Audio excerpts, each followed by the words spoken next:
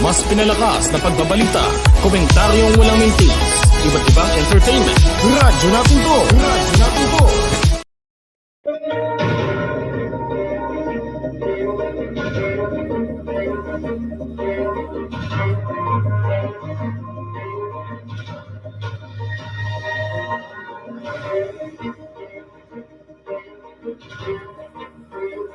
Marcos will head to Laos for ASEAN Summit next week. Sandigan Bayan acquits Enrile and Napoles and others of plunder over 2014 pork barrel scam. Media says passenger service charge hikes to take effect in September 2025. PAOK and NBI arrests at least 200 POGO workers mid-operation behind Senate building in Pasay.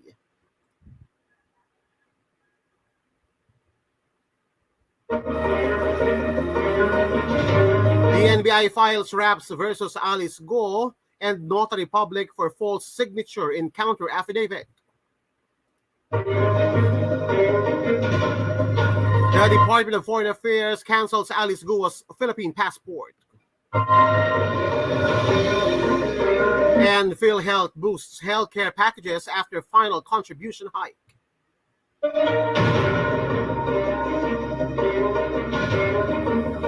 This and more on Newsline Weekend.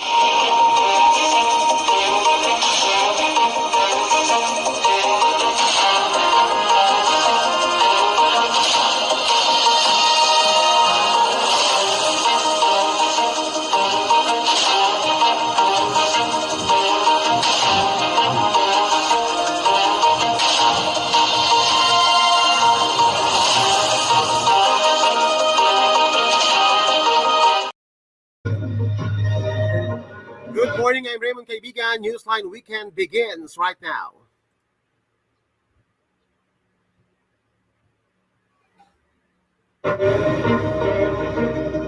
And for those of you watching on Facebook and on YouTube, glad you could join us. Topping the weekend news, Marcos will head to Laos for ASEAN Summit next week. President Ferdinand Marcos Jr. will travel to Laos next week for the 44th and 45th Association of Southeast Asian Nation or ASEAN Summit and related summit set on October 8 to 11. In a pre-departure briefing on Friday, Foreign Affairs Assistant Secretary Daniel Espiritu said the president will attend 16 meetings in a span of 3 days.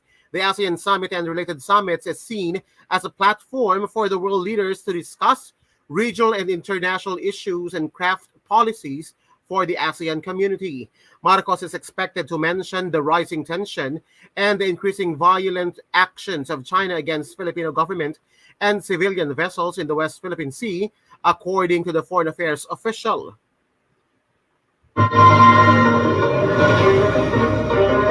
Espiritu added, Marcos is also set to sit down with businessmen to convince them to invest in the Philippines.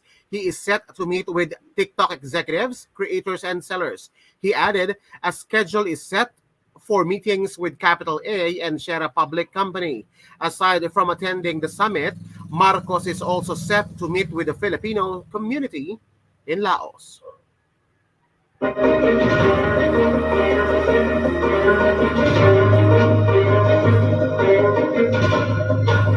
Meanwhile, Sandigan Bayan acquits Enrile, Napoles, and others of plunder over 2014 pork barrel scam.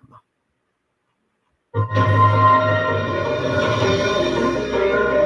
Sandigan Bayan acquitted former senator and now chief presidential counsel Juan Ponce Enrile, pork barrel queen Janet Lim Napoles, and co-accused Gigi Reyes on the 172 million peso plunder case filed by the Ombudsman in 2014. The Anti-Graft Court's Third Division handed down its decision for Enrile, his former chief of staff Reyes, and Napoles on Friday.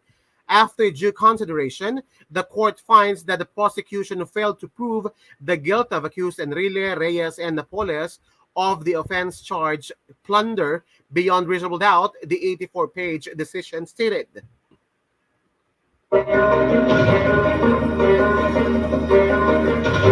Prosecutors finished their presentation of evidence against Enrile, who was an incumbent senator during the PDAF scam in January this year. Sandigan Bayan had earlier allowed Enrile to file the murder to evidence document seeking to dismiss the case over the alleged misuse of Enrile's Priority Development Assistance Fund, or PDAF. Napoles, the alleged mastermind of the PDAF scam, also filed a demurrer to evidence but said there would be no more presentation of witnesses if the court denies the document. With the recent ruling, Enrile and Napoles' demurrer to evidence were granted, and the whole departure orders issued against all three were lifted and set aside.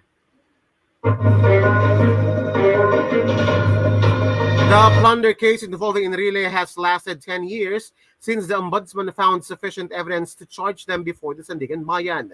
Enrile, Reyes, and Napoles, and other co-accused Ronald John Lim and John Raymond de Aces were accused of amassing 172 million pesos from 2004 to 2010. The Antigraph Court said Lim and de Aces remain at large. In 2018, the Sandigan Bayan convicted Napoles of plunder for a separate case involving the misuse of Senator Ramon Bong Revilla Jr.'s pork barrel fund. Revilla and incumbent Senator Jinggoy Estrada also faced cases connected to the pork barrel scam that broke out in 2013. Both senators were eventually acquitted. The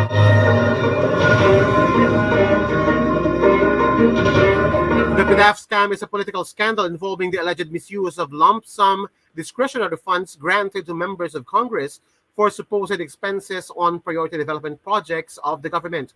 It was previously found that funds diverted to Napoles by some government officials, including 23 senators, amounted to an estimated 10 million or 10 billion pesos throughout the scam.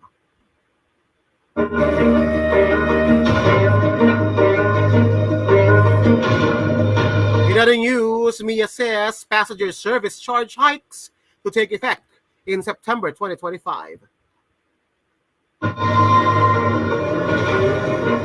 The Manila International Airport Authority on Thursday said terminal fee adjustments set on September 2025 could hike passenger service charges to up to 390 pesos for domestic flights and 950 pesos for international flights.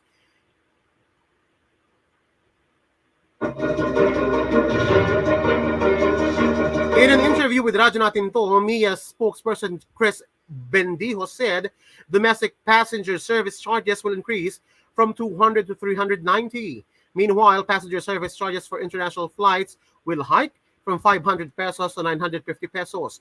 The new NAIA Infrastructure Corporation earlier said that the fee adjustments were predetermined and set by the government. NNIC said they had no hand in setting the fee adjustments. This comes after San Miguel-led NNIC implemented substantial fee increases in airport parking spaces beginning October 1. For overnight parking, cars will now be charged 1,200 pesos from its previous base rate of 300 pesos, while motorcycles and buses parking overnight will have to pay 480 pesos and 2,400 pesos respectively.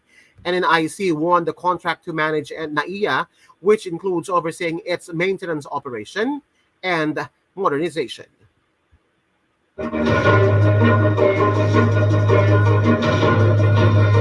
PAOK and NBI arrest at least 200 POGO workers mid-operation behind Senate building in Pasay. Around 200 illegal Philippine offshore gaming operator POGO workers were found mid-operation during a raid on a behind building behind the Senate compound in Pasay City late Thursday afternoon. The joint operation by the Presidential Anti-Organized Crime Commission, or PAOK, and the National Bureau of Investigation was conducted at Kimberly Building along Macapagal Boulevard. The two-story building is just behind the GSIS compound where the Senate conducts its sessions. Authorities told Radyo Natin To that 3 big bosses were also arrested. These 3 were also found to be financiers of the still operational POGO. According to the PAOK, the operations may be involved in love scams.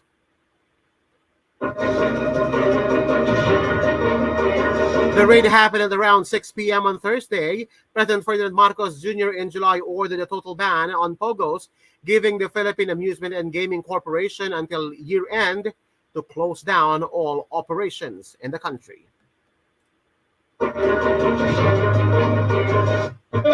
Coming up next on Newsline Weekend. NBI files Raps versus Alice Go and Notary Public for false signature in counter affidavit. The DFA cancels Alice Guo's Philippine passport. And PhilHealth boosts healthcare packages after final contribution hike.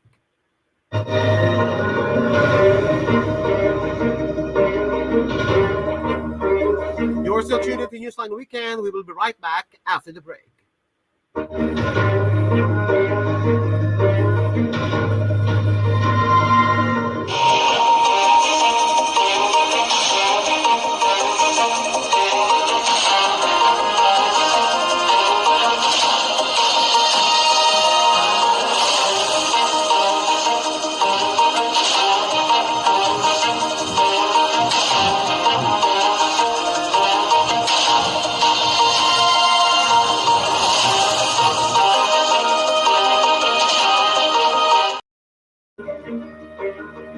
Ay po. Gemaline. Hapon na mukhang fresh ka pa din. Ay, baho lang ng anit. Mabahong anit? With new Head and Shoulders every day. Para kahit malapit, fresh ang anit. Gemaline, amoy fresh ka na sa hapon man o sa malapitan. New Head and Shoulders for 100% dander-free hair. No visible flakes with regular use.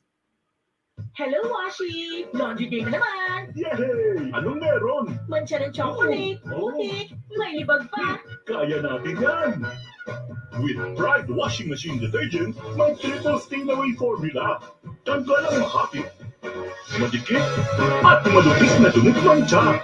Kaya easy-easy ang lavada. Mula noon, hanggang ngayon! All you need is pride! All you need is pride! Easy as sky na everyone! Iwan ang distraction! Magic ang kailan! Focus sa moments with them! Sarap ng sama-samang litrato! Dala ng Coca-Cola! Tawanan at kwento! Walang maiiwan! Sa bonding! Buhos lang ang puso! Coca-Cola at kanin! Dahil na everyone! Everyday sa bahay, daming activities. Kaya breakfast pa lang, give them champion energy. Milo breakfast every day, Milo breakfast every day. Jumpstart your day with a balanced diet, healthy lifestyle, and an energized, nutritious breakfast with Milo. May winning combination of milk, champion energy nutrients, at choco multi-sarap. Milo breakfast every day, Milo breakfast every day. Healthy jumpstart your day, Milo every day. Dahil tatlo, Sinong mananalo? 4, 5, 6. Vicks na natin. Vicks Vapor Rub, nagbibigay ginhawa mula sa 6 na simptomas ng sipon.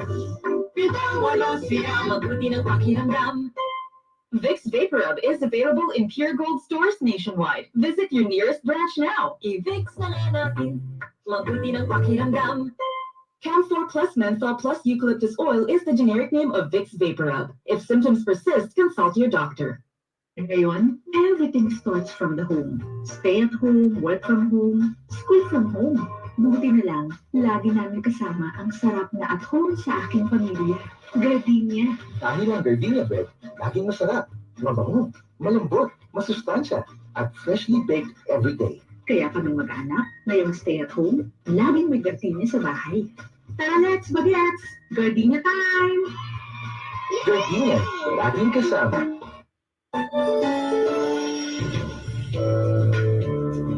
Sa mga millennials at young at heart, bagay na bagay sa inyo ang MX3 Plus. May CoQ10 at may L-carnitine. Sabayan pa ng workout at healthy diet. Kayang ma-achieve ang good health. Mag-MX3 Plus araw-araw para M-Extraordinary. Mahalagang paalala, ang MX3 capsule ay hindi gamot at hindi dapat gamitin panggamot sa anumang uri ng sakit. Kapag kintab ng sahig ang pag-uusapan, dito na tayo sa number 1. Star Wax Floor Wax. Kintab ay to the max. Ay malinis ng sakit ko rin ang ginaming tayo mga misis. Kapag kintab na pag-usapan, dito na tayo sa #1 Star Wax Wax. Star Wax Wax. Yan ang kintab na to the max, max, max. Star Wax ang #1 floor wax. May waterproof formula. Buhusan mo ng tubig, balikintab ang sahig. Star Wax Wax. Star Wax Wax. Star Wax, di amoy gas. Star Wax ang #1 kintab na to the max. Star Wax ang #1 floor wax. Gawa ng ACS Manufacturing Corporation. ISO certified world-class quality. Shield Bath Soap. Galit sa sakit at may malasakit. Ang Shield Bath Soap ay recommended ng Philippine Nurses Association. Di biro maging nurse, dapat marunong sa sakit. Ang marunong mag-alaga, yun bang may malasakit. Kaya pagdating sa bathroom, hanap ko tulad ko, lalo't may pamilya ko. Kaya ang gamit ko, Shield Bath Soap. Galit ito sa sakit, nagdulot ng germs. May antibacterial na pareho ng sa leading brand. At may malasakit sa skin dahil may shea butter moisturizer. May malasakit din sa budget dahil super affordable. Kaya naman recommended ito ng Philippine Nurses Association. Shield galit sa sakit, may malasakit. Shield Bath Soap, manufactured by ACS Manufacturing Corporation. ACS.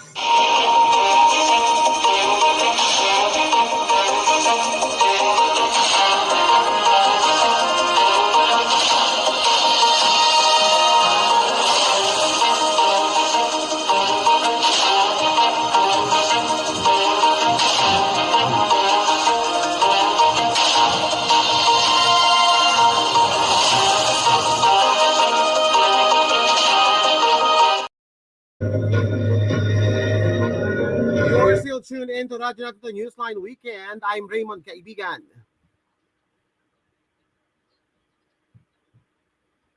The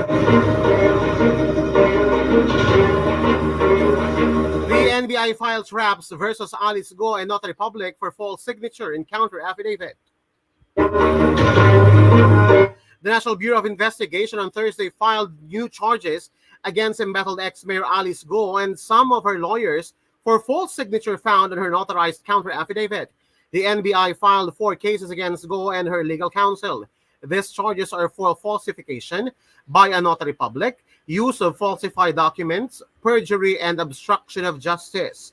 We are presenting them to the Secretary of Justice, and we have already filed a case with the prosecutor's office, the NBI Director Jaime Santiago said.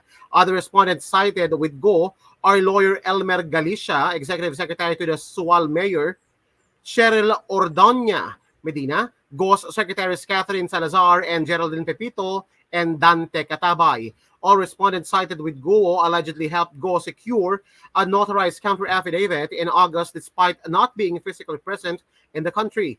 It was found in recent Senate probes that Galicia was the lawyer who notarized Go's counter affidavit, while the other respondents helped transact or transport and process the document.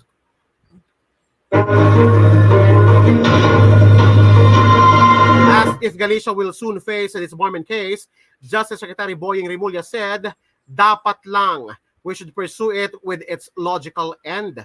The Justice Chief also warned other lawyers from repeating Galicia's erring actions. If you are caught doing something, it will be dealt with severely. Yun po yung lesson. If you think those things do not matter, we'll prove to you they matter, Rimulya said. Meanwhile, the Senate will continue its inquiry into Go, her undetected escape, and her ties to Philippine offshore gaming operators.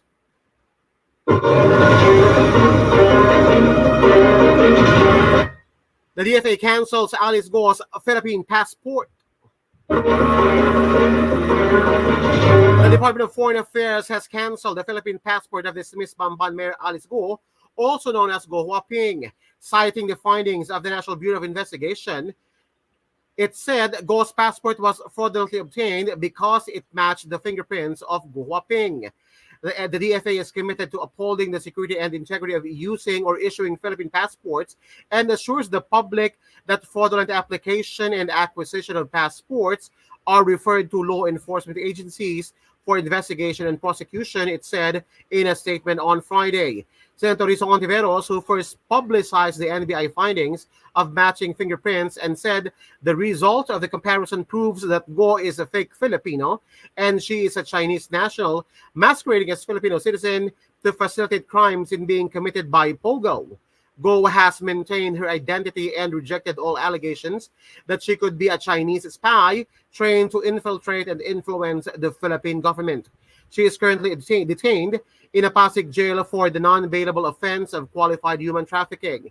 She is also facing a slew of charges, with the most recent ones being falsification by a notary public, use of falsified documents, perjury, and obstruction of justice. And finally, the PhilHealth boosts healthcare packages after final contribution hike. PhilHealth members can breathe a sigh of relief as the agency confirms that the 5% contribution hike set for 2024 will be the final increase mandated by the Universal Healthcare Act.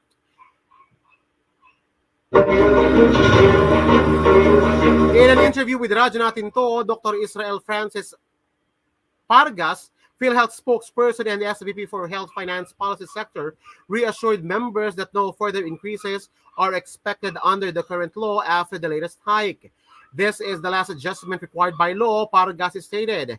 After this, we're shifting our focus to ensuring that our funds are used to expand and improve the benefits available to members. PhilHealth has already made significant strides in this direction.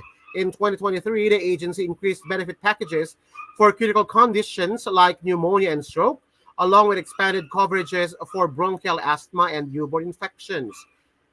The goal, according to Pargas, is to continuously improve members' access to essential medical services without imposing additional financial stream.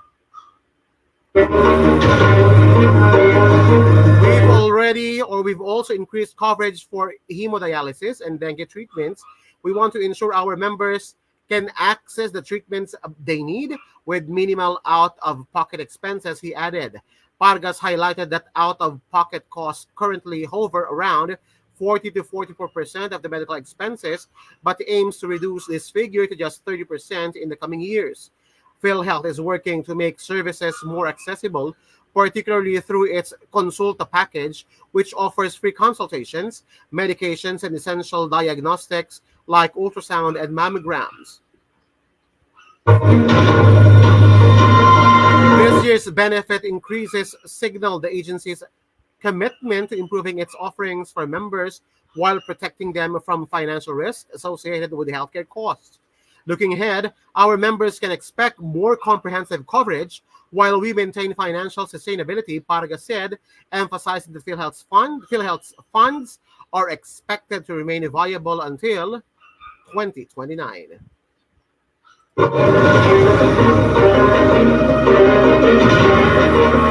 A quick roundup of today's headlines. Marcos to head to Laos for ASEAN Summit next week. The Sandigan Bayan acquits Enrile, Napoles, and others of plunder over 2014 pork barrel scam. The MIA says passenger service charge hikes to take effect in September 2025. PAOK and NBI arrest at least 200 Pogo workers amid operations behind a Senate building in Pasay. The NBI files raps against Alice Go and Notary Public for false signature in counter affidavit. The Department of Foreign Affairs cancels Alice Go's passport. And PhilHealth boosts healthcare packages after final contribution hike.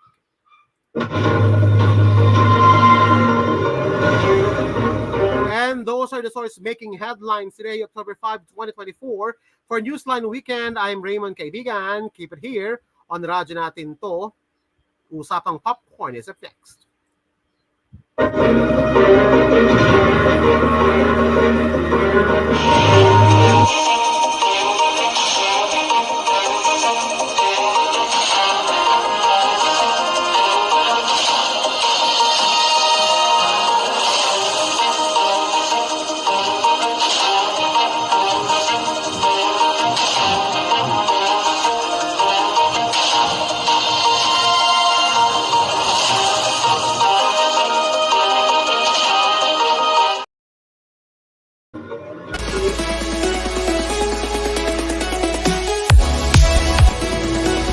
mas pinalakas na pagbabalita, komentaryong walang mintis, iba't ibang entertainment. Radyo natin to! Radyo natin to!